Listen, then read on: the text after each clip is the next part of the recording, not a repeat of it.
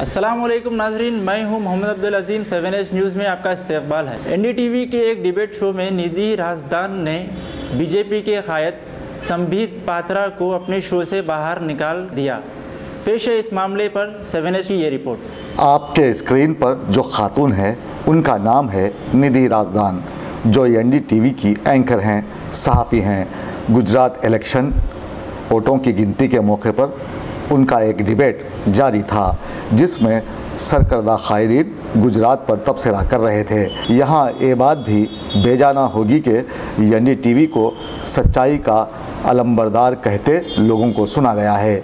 सभी ने देखा है, जब भी कोई सच बोलने की कोशिश करता है तो उसकी राह में रुकावटें खड़ी की जाती हैं। इस चैनल के साथ भी ऐसा ही किया गया, लेकिन सच्चाई को कोई दफन नहीं कर सकता।